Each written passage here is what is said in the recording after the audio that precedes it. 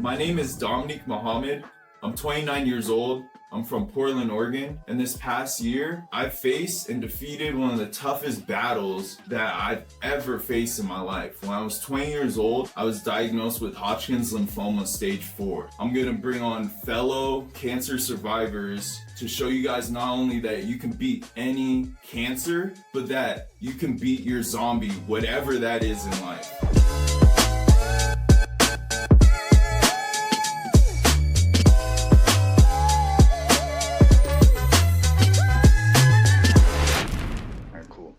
Thank you for tuning into this episode of BeastvsZombie. Before we get started, make sure to go follow on all social media platforms at BeastvsZombie. Make sure you check out Spotify and YouTube. You can see the full videos and stay up to date on new episodes. Today, I have a special guest with me, Mr. Enrique with me. Thanks for joining.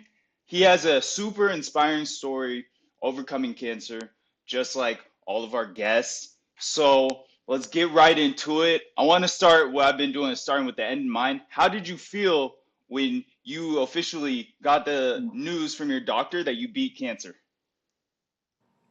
Okay, sorry for my language, but holy fuck, because I never thought it would be me. You just hear a bunch of people out there, literally just super healthy, and yeah, when I heard the news, I was like, God dang! But what came to my mind first was like, I've always been somebody like when there's a challenge or something, I don't like to speak negative. I said I'm excited, and not excited for that, but like let's beat this shit. Like not why me, but try me. And I was like excited to get through it because I know I was gonna win. Yeah. So that was like the first thought, and kind of went through my mind, and that was it. I totally get that. I know for me, like my dad was super concerned and he had asked me, because like you said, you never think you're gonna get cancer till you get cancer. You're healthy, you're fit, I was 19 when I got cancer, so I didn't believe it until I officially got the diagnosis. But my dad asked me, he was like, "Yo, son, how are you feeling?" I know my parents were super concerned, probably more than me, because I was still feeling pretty good. Mhm. And I was like, I don't know what's going on. I don't know what the deal is, but we just got to beat this. So like similar attitude with that. I love that. I love that. So what kind of cancer did you have? It was in the colon, like anal cancer. So the Okay, colon, yeah. colon So cancer. it was, yeah. What kind of, was there a stage diagnosis that came with that? So when I was first diagnosed, it was stage 2, and then literally when they're going through the process of finding treatments, I still wasn't feeling good. They brought me back in, and they ran some more tests, and it went to stage 3. Okay. So they're like, we got to get in, and we got to get Right. going with the treatments and stuff. So were you feeling any type of like symptoms or were there any signs like that you had cancer? Well, it's like like I said, I've been really healthy my whole life. I work out. I run 5Ks, 10Ks, things like that. I lift weights. I take classes, everything. And I had noticed probably a year and a half before I was diagnosed that when I was taking my classes or I was doing things, like I was getting dizzy. And that's my first sign that I started like feeling things when I would like lift weights or do something, some activity. I was like, dang, I don't feel good. And then I'm used to like my energy is like super high all the time. I noticed that I had to like take more naps, or I would, I can thrive off of like 4 hours of sleep or 5 hours. I noticed I had to sleep a lot more, just those little things. And then working out so much, I would get hemorrhoids here and there. We're going to talk about these things, but I would get hemorrhoids here and there. They would go away in like, a couple weeks or whatever. And there was like a process in during this time, sort of like a time frame where I was probably bleeding for probably a good, I would say like 4 months, like consistently. And then it kind of went away for a little bit, and then it came back, and it was just bleeding, bleeding, bleeding.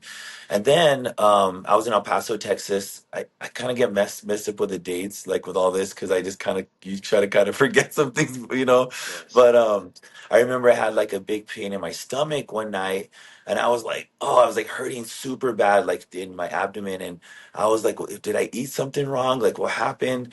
And I go to the restroom that next day, And I remember I just passed tons of blood, like literally like tons and tons of blood. I'm like, oh my God, like this is not normal.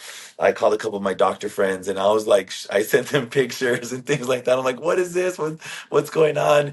And they're like, oh my God, like you should go to the ER. And that, guys, I am like, if I have a meeting or a training or something, I'm going to suck it up, whatever the hell happens, and I'm going to make it to that meeting, you know?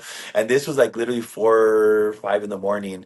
And I remember, like, I just remember, like, I was just depleted with energy, everything. So I walked and I got some, my doctor was like, see if you can, if you pass another stool, if there's more blood in it, like crazy, you go to the ER no matter what.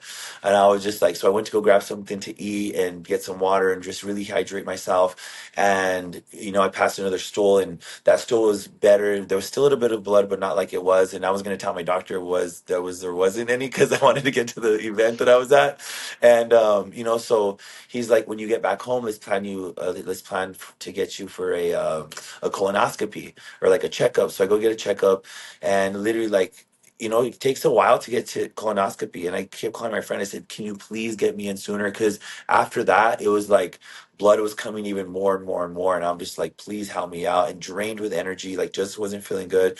And then when I get my colonoscopy, they get me in and, the lady wheels me out of the, after when you're in anesthesia, then I come out of it and I have a little wheelchair in there. The doctor comes and she was like, well, Enrique, we found a couple pull-ups and whatever in your stomach, and I just want to say, like, you have cancer. And we found out, and there's a little tumor in there. So she showed me, and she was like 98% that I know it's cancer. She's like, but we're gonna go run some tests on it, and then from there, like, you know that was it. Yeah, So man, yeah, that's but crazy. yeah, but those were like my symptoms. You know what I mean? Like fatigue, the bleeding, stuff like that. So I just, if you're feeling those things, go get checked. Right. Yeah, for me, it was just weird fatigue. Like just like you, like I was in college, work out a lot, play basketball all the time. Yeah. Like you said, very high energy guy. You know what I'm saying? And so I remember calling my mom probably like a week before or something like that, like telling her that like I had no energy for no reason. I was like I said, I was going to college, so like I did a test on myself. I was like, man, all right, Mhm. I'm gonna take a day off from the gym one day. I'm going to, make sure I get good rest the night before. I'm gonna wake up. I'm just gonna go to class. I'm gonna skip my workout this morning. I'm gonna just rest. I'm gonna just go to class. And I remember getting out of Right. class like I should be rested, right? Like I got a good night's sleep. I didn't wake up super Mhm. early. I had like 9 o'clock class, and I was just super exhausted for no reason. Um, Mhm. so similar symptoms there. So what kind of treatments did you have to go through now that you have this cancer diagnosis? What kind of treatments do they have you set for? Yeah, so like in my mind, it popped in my mind because I've seen people do it like holistically, and I'm like, okay, like let me maybe go holistically and do this, and like start cleaning up my eating like crazy and fasting and just crazy things that people you see them doing out there, and some people are healed and some people don't, so I was following this girl Jessie Lee, so I literally reached out to Jessie Lee. She's like this amazing network marketing marketer, and so I do network marketing too, and she had been diagnosed and she was doing it holistically, and we just like were chatting back and forth, and I was like, what do you think or whatever. She's like, you got to do what's in your heart, you got to go off and just whatever. And then talking to my parents and other people, and I didn't know what I wanted to do. And then just one morning I woke up and I messaged the doctor and I said, let's go through these treatments, you know what I mean. And it was like the survival rate was like a 80 something percent. Better do it and you better get off of it. My mom's like, you're not supposed to die before us. And, that right there was like, God damn, like I better do it to stay alive for not only myself, but my parents and those that I love. And, my treatment. So they're like, okay, we got to get you in and, going through all those freaking, what are CT scans and the MRIs and all those things. Yeah. It's just wild. Like it's something that you never think. And then, so they put me on, it was 30 days. So it was like 5 days on, 2 days off, 5 days on, 2 days off. I had to do radiation in the morning, and then it took maybe like 15 minutes for the radiation, and then they had to do the chemo pills. It was three pills in the morning, three 4 pills at night, and then my first treatment was actually an IV though, so I had to do an IV, and that was probably like 3 hours or 4 hours for that, and then I had to do another IV in the middle of my treatments as well, and then just finish that for the day. So yeah, that was like my treatment that I had to do. Okay. Okay, cool. Yeah. So you were that 80%. You're cured immediately. Yeah, yeah. So I made it, and the thing is too, like the last couple, like I lost 20 something pounds. You know what I mean? Like you're just like, God damn, like, and the thing is with me, like I'm a fighter. Like, like bring something, I'm gonna fucking win, like no matter what. And like the fatigue was crazy. Like when you get out of the radiation, my first couple, well, okay, I'll tell you a story. So when I almost quit the radiation and everything, so I was I was probably 3 days in, maybe 4 days in of doing the radiation and the chemo, and I was super backed up. I couldn't use the restroom for like 3, 4 days, and I'm used to going like 3 to 4 times a day. Let me mind you that, right?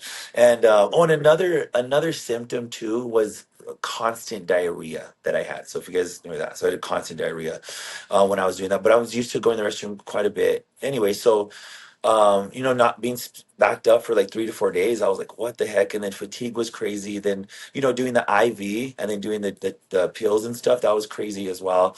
But I walked into the room one day, and there was this man in there. He was an older gentleman, and we just started chatting, and I had my little gown on, and he's just sitting there, and I was like, I always talk to everybody, and I was like, hey, how's it going? And he started chatting, and he was like, oh, what type of cancer do you have? And I told him, I was like, what cancer do you have? And he told me, and then he's like, oh, well, by the way, my wife, she just died from your cancer that you had like 4 months ago. And I'm like, you just sit there and like, gosh damn, like you really telling me this right now?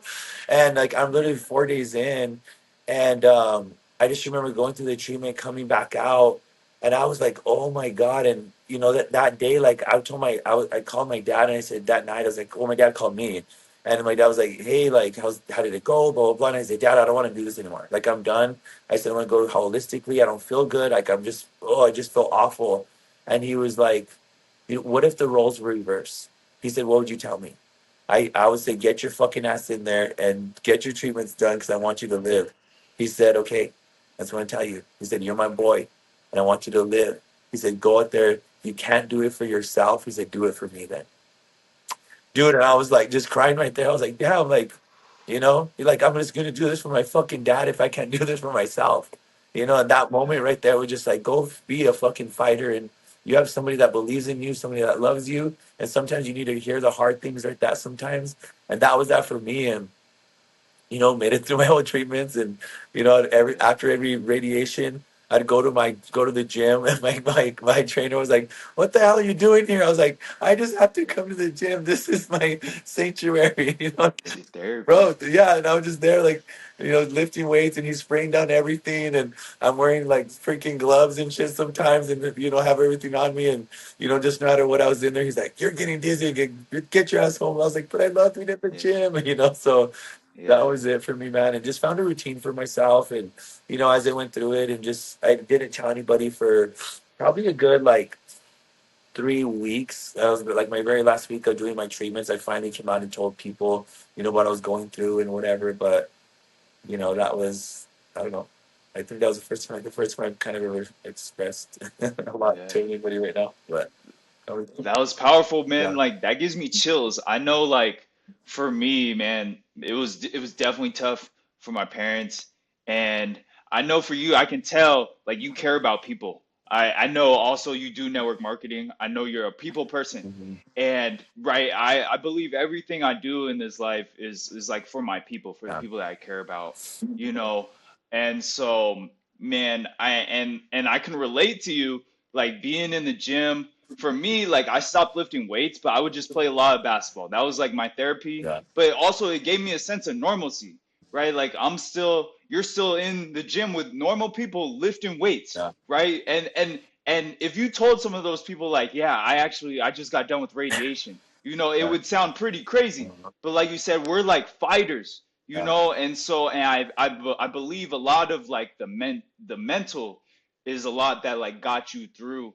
Mm. Um, so I want to touch on the point with your dad, like, like how were your friends, your family, your parents, how did they respond when they got the news? I know you said you Yeah. told a lot of people a little bit later. How Mm. did they feel that you had cancer? Well, it's like, calling your mom, like I'm a mama's boy, and like to call my mom, dude, and like having to tell her that, like I just wanted to cry, just right, like it just brings up that emotion again, and like I was emotional calling her, and she was just like, I was like, Mom, I have cancer, and she was like, oh, and then like her first reaction was like, oh, you're my baby. You're not supposed to die before me. And that was like the first reaction that she kind of thought through her head. But then I was like, Mom, like I got this and we got this. And then she's turned it around because she's super positive. But I think she just said it right away without like thinking of how it's gonna affect me or her. And so then from there she was like, all right, what do we gotta do now? Right? She's like, let's go and let's do this. And so that was one person that was hard to tell. And then my dad was right there and he was like, fuck.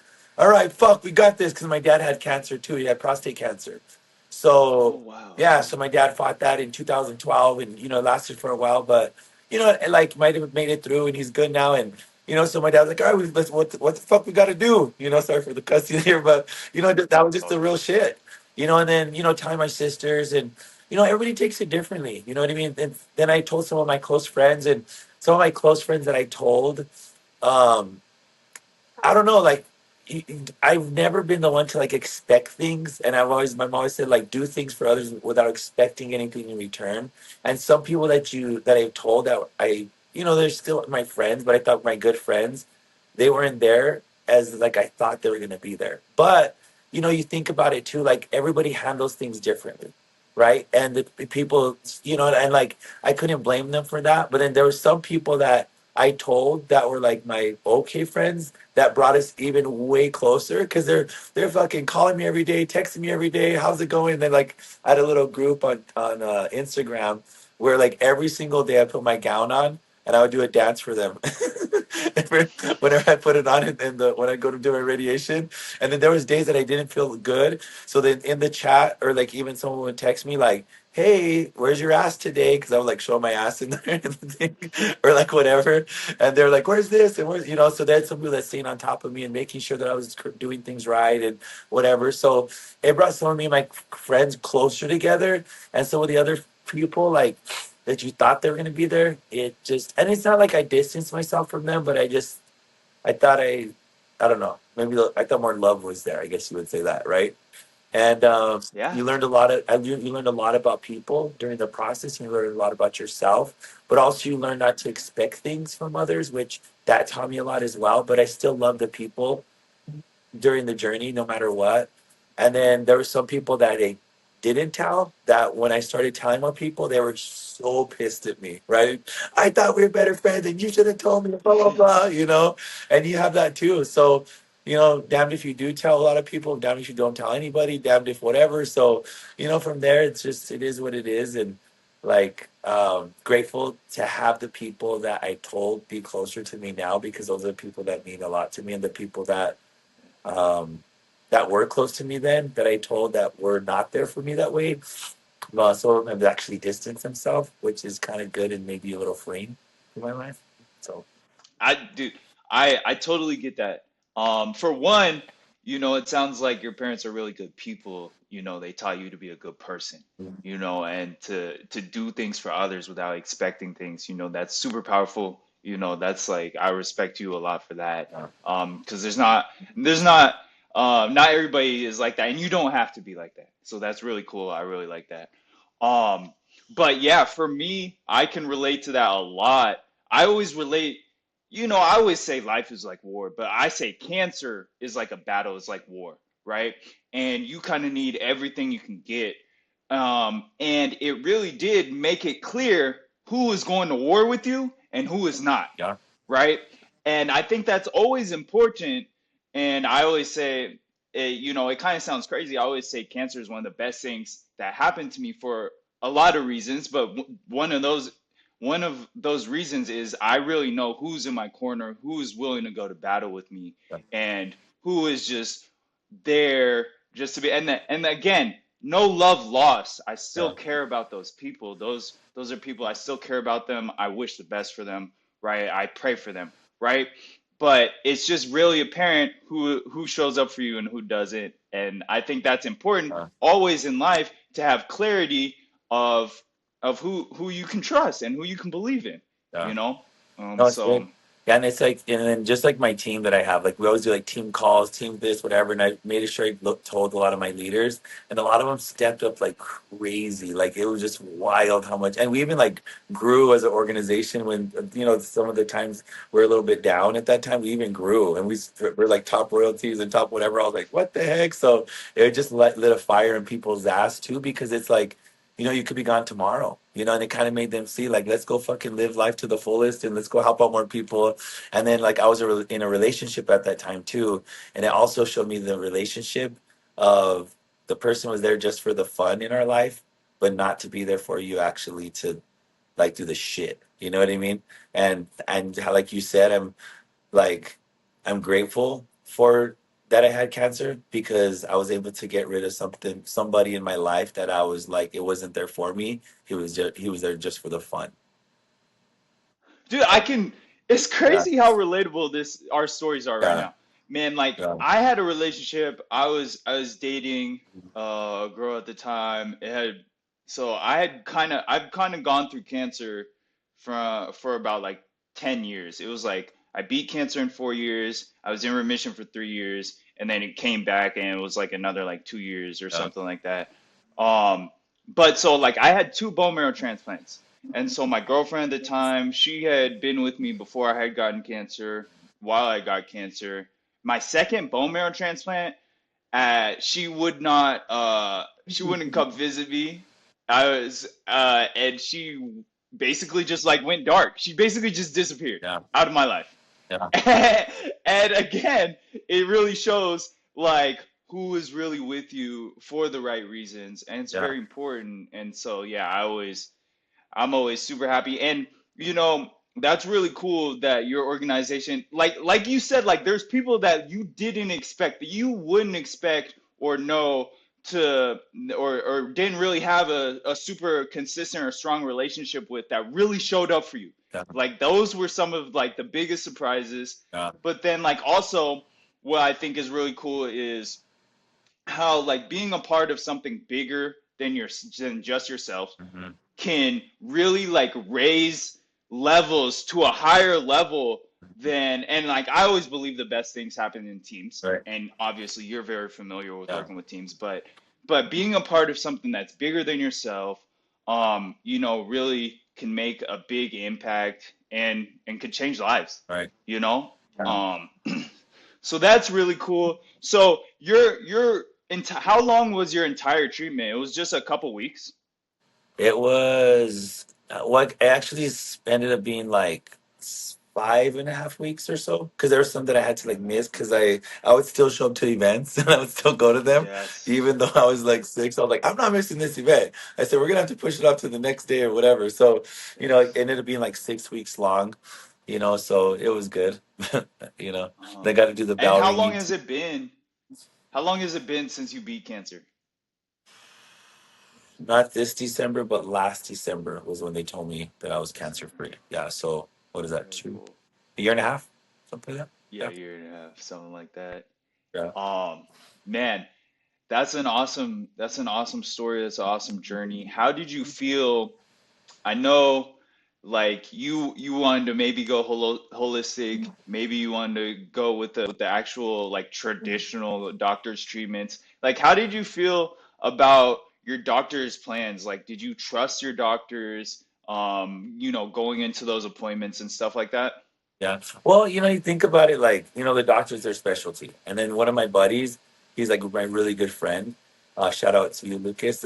But he had moved away to Florida, but he knew some of the best doctors in Houston, I worked with, and he was like, I really trust them with everything I got. He said for them. So like one of my best friends being able to like have trust in these doctors too. He's like, go with them, you know. So they specialized in what they did. So when I walked in, I was like, yeah, this is good. But then, you know, you hear other things from other people, like try this and try that, and then, you know, some people that you tell you have cancer, like, oh, you got to do this and this sound stuff, and put the fecal matter transplant shit up your ass and do that, and like all this shit. And I'm like, Yes. damn. And then, and then the more people you tell, also the more people have suggestions for you. You know what I mean? Like read this and do whatever, blah blah blah. Like I was like, oh, screw this. Like at the end of the day, it was like what you feel in your heart and what you want to do and what you Yes. feel good about. And literally that was it for me. And I said, I trust this lady. And sometimes you think about like, oh, they're just in it for the money and blah, blah, blah. You think that, but it's like my doctor truly cared for me. And she was like this and this and all the questions I had, however much time I needed to spend with her, whatever doctor visits I had, she was like literally just so damn good. And even my friend that was a doctor, like I'd be like, what about this and what about this? And even our doctors from our company, because our doctors, I would call them too. And then like he's like one of my friends, and that I won't say his name, but one of the doctors, he's like, I'm gonna take my doctor hat off and I'm gonna be your friend right now. And this is what we're gonna talk about. Like pretty much get my ass in there, do my fucking treatments, get your ass cured, and let's fucking keep going on with our life. Like that was pretty much it. He's like, okay, Yes. doctor's hat on again, choose what you like, so it was Yeah. great. Yeah. That's super cool Yeah. to have. I think that's super important to have people Mhm. that are those professionals that are like heading your treatments and to like be able to trust them. And I've heard situations that were opposite, right? And I always encourage people to make sure you trust your doctor. If you don't, try to get a second opinion. Try Yeah. to try to find somebody that you feel comfortable with because it's like your life is in their hands at that point. Yeah. You know what I'm saying? And so that's really cool. I want to touch on the point like I know you're extremely fit. I Yeah. know, like you said, you're lifting weights, you do classes. What was that like? Like what kind of fitness were you in before when you got cancer? What kind of things did you do during Mhm. cancer? I know you mentioned you lift weights. And then like now that you're done, what kind of stuff do you do to stay fit and just to kind of stay healthy? Yeah. Well, before it was like I would take like two classes a day, like cycling classes. Then I'd go to like a Barry's boot camp, and I'd go to, do weights, here and there. Like I did a bunch of different things. Just like just be an athlete and just have fun with working out and doing those things. So I did literally like every class, the Pilates and yoga and all of that. And then during my cancer treatments, I couldn't. My energy was just not there. You know what I mean? So I would go in and sometimes I work out for 45 minutes to an hour. Sometimes it was like 20 minutes, and my coach was like, get out of here. Like, you're fucking done. So that was that. And then, and then I would like try to stretch and stuff while I was there because I was sitting down on the couch a lot and just laying down and whatever. So I was trying to stretch.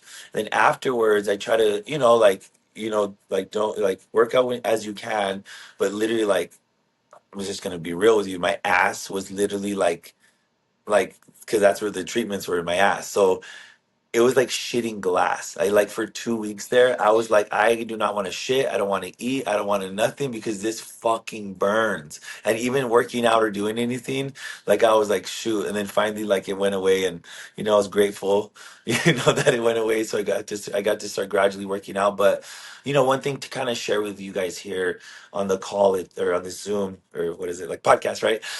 That Yeah. I just want to share with you guys, like, take it easy, take it a little slower, right? And I didn't know how the cancer and the treatments and everything like that was going to mess up with, like it affects your heart, it affects your gums, it affects, different things in your body. Like it affected my tendons. And I try to go back and go full force and get my fucking abs back and get all in shape and be fucking strong. And I tore my Achilles last year around this time, Okay, wow.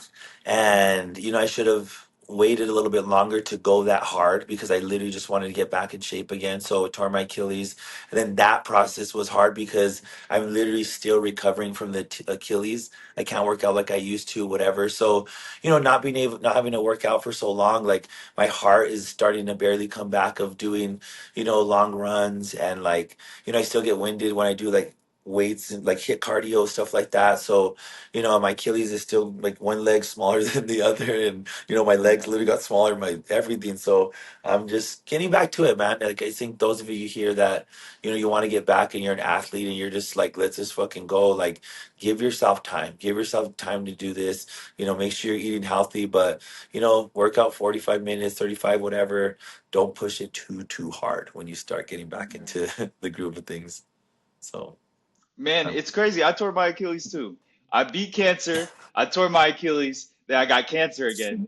It's like a crazy whirlwind. dude, yeah. But yeah, one leg is smaller than the other. Hmm. I think it kind of like runs in my family. Like my dad and a bunch of my uncles tore their Achilles as That's well. So wild. it was like kind of meant to be. Uh, Um, so I want to touch a little bit on your diet. What kind of things have you what again, like what was your diet like before, during, and after? dude, the same. Like literally the same then, the same now. I think we just get diagnosed with certain things. I've cut back on the alcohol. I think maybe that's one of the biggest things right now. I've cut back a lot on the alcohol. I think maybe that was maybe like a cause, but you just never know. But I cut back on You the don't alcohol. tell. Yeah, you don't tell. It just doesn't. You don't know. But I've cut off back on that. But literally, like I'm back onto everything, and I have great blood work now and whatever, which I even did before. Like I always do my blood work, and they couldn't even send like catch anything with my blood work, not until I was bleeding and doing whatever. So that's kind of crazy. Yeah. But now, like, I can just eating's good and just all that. And, one thing too, like, I never really ate too much processed food, but literally, like, processed food is almost literally out of everything. Every once in a while, like, when I'm with my team or just kind of with somebody, like, I'll just, okay, I guess we'll do a Chick-fil-A or something like that here and there. But literally, like, that's not even, I don't even crave it or want it just because of all the shit that's in there. Yeah. So, And that's good. Like I know, like for me, it was completely different. Like I was like 19. I used to just eat everything and anything, whatever. Like I eat some Taco Bell and go run like for 4 hours and go play basketball games all the time, And then for me, like I still, well, for one, like if you ask any dietitian, because I always thought like, okay, well, one thing I could definitely change is my diet, and that's the one thing that you can control, right?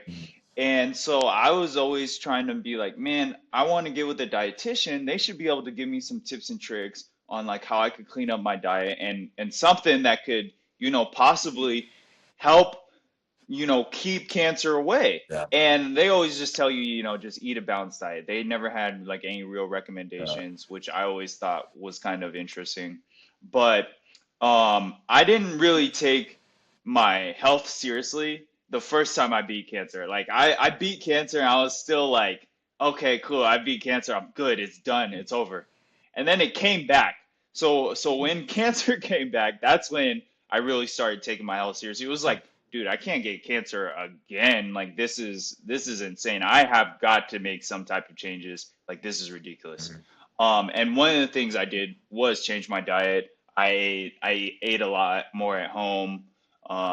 Just stopped eating out for one. Then I stopped limited sugars, like sugary drinks, like adding sugars, and then like reading more labels because everything has sugar in it, which is uh, crazy. And then like more recently, I took out like more carbs. And it's done wonders for me. And my whole life, I've never changed my diet or thought about, doing anything with my diet because it never seemed to have an effect on me, mhm. And so that's always a big thing that Yeah. I thought maybe the doctors, would tell me, and that was not the case. Well, one You thing know what with I'm saying? the doctors, it was like when I started losing some weight, they're like, "Go have ice cream and eat this and eat that." I'm like, "What? Like, what the fuck? Like, you know what I mean? Like, why would you tell me to eat all this sugary stuff and all these like, I don't eat it, but they're like, you got to keep your weight on." I was like, "I'll do it a different way." Like, and then Yeah. that's the recommendations they give you, and they're supposed to be in the health field. So when I was seeing one of the ladies that was helping me, keep on some weight or what to eat or whatever, she gave me a list of all this like crappy shit. And I was like, God damn, no wonder sometimes cancer comes back with people or they don't fight it the way they could because of, they say in certain research that people do, it's like cancer feeds off sugar. You know, sugar. You know, so they, Sugar. you know, so you think about that is that what they're telling you to fucking eat it. They're doing all the crazy shit. So they Yeah. need to clean that up somehow when they It's shit. crazy the like advice, like if you don't do your own research and kind of really like Mm. stick up for yourself in like some rooms, but just like in general, like be educated. Like everybody has opinions. Even like you said, as you told more people, everybody had all these kind of opinions Yeah. on which way. And for me, it was kind of tough because I was going through, so originally the first like 6 month chemo treatment, there's like a 70% success rate. So I was the Yo, 30%. So like I was always dealing with like, oh, okay, it didn't work. We're gonna you try there? this. Okay, it didn't work. We're gonna try this, that, and the other. Can you hear me? Yeah, there you are. I can hear you. Yeah, Okay, cool, okay. cool. Yeah. Okay, so I was always trying to deal with um the doctor saying, "Oh man, it's not working. We're gonna try this. Oh, it's not working. We're gonna try that." And that was always kind of in the back of my mind. I At one point I did think, maybe I should try a more holistic approach. Maybe I should try something else Yeah. because what they're doing isn't working. And eventually, like there was we moved away from like traditional treatments, and there was research that showed that immune therapies would work, and that is eventually an immune therapy in in tandem with bone marrow transplants eventually got me into remission. And um and so that's also like the power of technology and research. So I was just kind of lucky in that sense, but it was crazy, right? You get all these Mm. opinions, and it can get extremely hard to discern fact from opinion, Right. especially with the internet and all the information in the world. And it's hard in all cases, but this is like, right, a super serious case. Um, so how would you say now you've gone through a cancer experience? How would you say like you've changed? How would you say your perspective has changed on life? Um, like I literally wake up every day, like, and then I think, okay, so like when I first got out of it, I'm like, oh, I'm cleared, and then I did my Achilles. I honestly feel like cancer was hard and it was tough, but I think my Achilles tear was even tougher because I could not even get out of my freaking bed. They're like, you don't put any pressure on it. So like people having to do things for me, I freaking hated it, right? But I think I went through so much that I was like fighting, and then I went through a whole process where like I went through my breakup. I went through like the Achilles and all that, and I I kind of got depressed for a while, and I went into like a little rut, and then I went into like, oh, I'm just gonna live my life to the fullest and kind of YOLO type of shit, and I was like, screw this and screw everything. I want to go travel and do all these things because what if I'm gone tomorrow? And you know what I mean? Like I just went into that whole process too because and I just didn't heal from some things, right? I didn't heal from my cancer, and then I just was fighting, and then it was Achilles, and I was fighting, and then it was breakup, and it was just like, even worse, like, and it was that whole thing, like, and that was the last straw too, like, and I was just like, gosh, give me a freaking break here, right?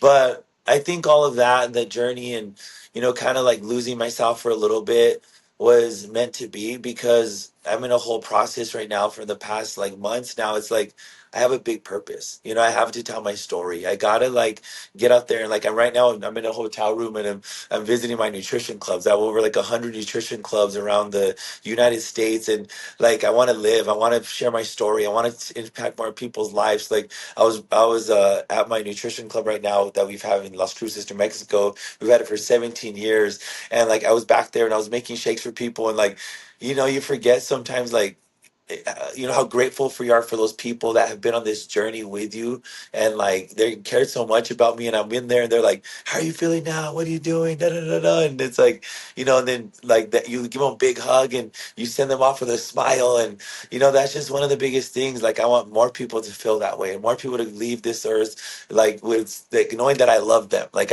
and my gift and my superpower is love.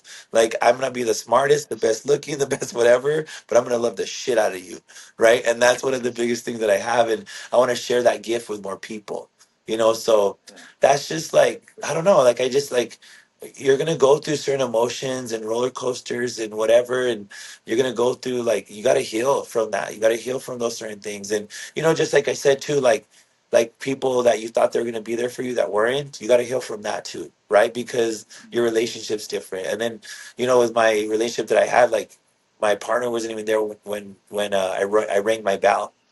You know what I mean? Like, that was special to me, and that was moment, like, you fucker. Like, I know that you're not in it for being the faithfulness and being there for me. You're in this for another reason, right? And that was, thank you for God for telling, for sharing that with me. And I think He gave me the Achilles tear to be like, literally really get it out of that. And Yeah. just that, and it brought me closer to my dad. It brought me closer to my mom. It brought me closer to God. I really, at those moments when you're thinking, you're sitting there, and like, I had to get in a bathtub every morning and even at night, and just sit there and just, like, you're in so much pain, but you're just praying to God, like, God, please take this pain away. And it brings you closer to your faith. And, it just makes you wake up every morning, like, just to be grateful to see the light and put on your shoes, and, just be able to hug people and be able to call your mom, and be able to just, travel and do certain things that when you're going through that shit, like, it's just a season and you're going to get through this, and you got to have that faith, I think, because the biggest thing when you do this, you have to believe that you're going to make it. You have to do the work as well, like the meditation, the eating right, the being on time for your damn radiation and taking the pills that you're supposed to, and having that discipline to get yourself better. So, having that discipline that I've had from working out and doing that in the past, it led into what I was doing, getting myself better to with all my treatments, and then still carrying it on to this day. So I don't know. Yeah. I think just living in my purpose now is great. Yeah. Yeah, I can relate to all of that. I can relate Yeah. to all of that. It definitely gave me a lot more purpose. That's why I created this podcast, Hmm. you know. And like you said, like extremely grateful for the smallest of things, like getting out of bed in the morning. Man, I know there was times for me like recovering from a bone marrow transplant. You need a caregiver, and like you said, I needed like my mom to help me do like so Yeah. many things. It was like ridiculous and it's extremely frustrating. Yeah. But I remember there were days when I would sleep well into the afternoon and what didn't have energy to get up out of bed. Hmm. Or there was days when like I could barely take a walk around my little cul-de-sac in our neighborhood. And so yeah, just being extremely grateful and like you said, but like more closer and more belief in your faith in whatever you believe in was extremely powerful for me as well. Yeah. Yeah, so I can relate to all of that big time. Mhm. Um, perspective is definitely and moving with so much purpose now Yeah. is really fun. Like you said, your superpower is love. Hmm. I can relate to that. I do everything I do in my life for all the people that care about me. Hmm. And like I also like genuinely like care just about people in general. Hmm. Like, people that don't like me, whatever, like I wish the best for Right. them, and so that kind of fuels me in my life. And I feel like that's what a lot of people, and that's part of like I said earlier, being a part of something that's bigger than yourself. Right. Um, Last question. Hmm. We're gonna kind of wrap this up here. Yeah. For anybody out there that's maybe got a cancer diagnosis, Hmm. maybe is going through some challenges at work, some challenges with school, finances, relationships like we have, what kind of advice would you get them to get through those tough challenges? I say it's only a season, right? And the biggest thing is control what you can control and leave the rest up to God. And that's one of the biggest things there. It's like, there's so many things going on. And gosh, I've been in business for 17 years. And before this, like, before I did what I did with my business, I had 3 jobs, going to school full time. I had 3 DWIs, like, just living a crazy lifestyle. And, like, I think too, like, I was letting other people influence the way that I thought or the way that, that I lived my life and whatever. And then when I got into business for myself, I started creating things that I could create. And it's like, you can't control the environment. You can't control people. You can't control, these certain things, but you can control your feelings. You can control the way that that you eat. You can control your exercise. You can control all those things. So I always tell people, and I always share with them, because I do daily calls for my organization myself, and that's one thing. If you can't lead yourself, how can you lead others as well? And you can control what you can control, and like I said, the rest is going to be great. So I think there, if people get anything out of this, I think that's one of the biggest things there. And then just have faith and believe that you're going to make it through. And if you don't have faith in yourself, like, borrow my faith. I believe that you can make it through this, and know that somebody out there loves you. So Yeah, that's it. I love that. Thanks for sharing that. I really Thank you. appreciate it. Okay, so before we get out of here, Yeah. share with people what you do. I know you do you have your whole organization. I know you're pretty big time from what I hear. Yeah. So share what you do and then share where people can find you and how they can get a hold of you. Yeah, so I'm a transformation coach. I do Herbalife right here, right? So number one nutrition company in the world, and I just love helping people. And the way that I got started, I was overweight. I went into a nutrition club one day. I lost 42 pounds, started feeling good, packed on over 30 pounds of like healthy weight. And one of the biggest things that got me, I helped my mom lose weight, and I wasn't looking to do the business at all. I was like fine. I was like college. I was like whatever. I didn't know what the hell I was gonna do, but this, I think God winks at a certain time in your life. And when my mom got healthy, she started feeling good, because if women are not healthy, nobody else is healthy or excited in this world, and nobody else is happy. So my mom got happy, and she lost weight, she started feeling good. And I was like, man, there's something in this to help people feel great, right? And then got offered the business opportunity to do this, and I just went on with it part-time, and before you know it, I went full-time and opened up my first nutrition center within 4 months into my business. And just started getting people results, and it was hard and it was a struggle. I was 22 years old, didn't know nothing about business. My parents are school teachers, and literally had to like self-learn everything. And coming back over here to Las Cruces, New Mexico, and seeing the work that I put into this, like, I look at certain areas where I would go pass out flyers and invites and whatever. And my main purpose was just to help people feel good about themselves, right? Even if they didn't lose weight or did lose weight, come to my nutrition club, and I'm just going to love on you until you feel great about yourself and confident about yourself. And we're going to go from there. And, it's been a phenomenal ride. And I have a great organization underneath me with my team that I've been able to build. We have over, like I said, 100 nutrition centers around the US right now. We also do business online. So I do an online business as well with some coaching. And my true purpose is just helping people, man. And, and then my goal is to help people, and then help other coaches help other people as well. So that's my main on purpose right there. And like I said, I just love what I do, and I love that I get to have freedom that I have, especially like when, taking my parents to do certain things, being able to retire my mom, being able to pay off my parents' house, and then to travel in, I think, 20 something countries already, and share the word and share my story. So my goal is to keep doing that, and live as long as I can, and keep serving this world. Okay, cool. Yeah. Thanks for sharing that. I Thank you. really appreciate it. Where can they find you on social media platforms? So Enrique Carrillo underscore on Instagram, and then I just got TikTok recently, so Okay. you can find me on Yeah. TikTok as well. I'm trying to do the whole TikTok thing, but I'm just still learning it, and then Snapchat as well. And then of course Facebook on there. So I'm on all those platforms and utilizing them, and people can reach out to me, and just if you need some help with anything, you have certain way that you feel, maybe you're feeling some certain way, you have some blood and whatever, and we can talk about certain things. And maybe my diet during my cancer treatments, I kind of share those with people as well, coming out what I was eating. So if you need help with anything, I got you. So that's it, man. Perfect. Thank you so much for sharing all this. Before we get out of here, make sure you go follow the podcast on all social platforms at Beast for Zombie. Follow on YouTube, Spotify. You'll see the full videos. You can catch this full video, and you can stay up to date on new episodes. Man, and make sure you're sharing this with your family and friends, right? Like Enrique and I, we're just normal people, right? we have overcame some challenges.